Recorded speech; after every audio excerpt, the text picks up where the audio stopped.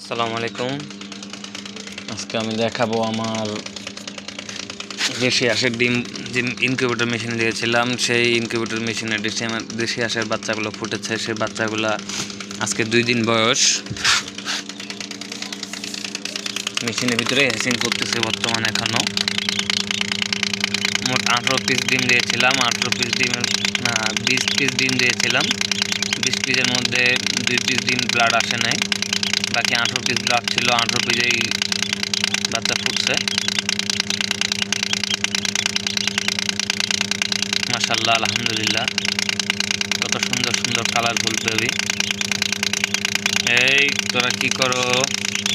এই ঘুমাইস কেন? এই ঘুমাইস কেন? এই ঘুমাইস কেন? তুই ঘুমাইস কেন? উঠ। এই ঘুমাইস কেন? এই ঘুমাইস কেন? এই এই তুই চিৎপাড়া হলি কেন? এত খেলাধুলা ভালো না।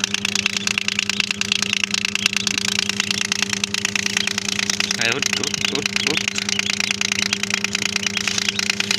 এত অলস হলে কি আর হয়? বাচ্চা হবে চঞ্চল, বাচ্চা হচ্ছে অলস। কত সুন্দর কিউট কিউট বাচ্চা।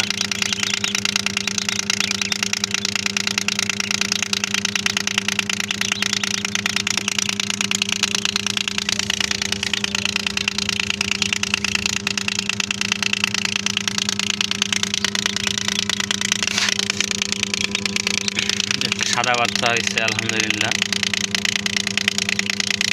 2টা বাচ্চা হয়েছিল।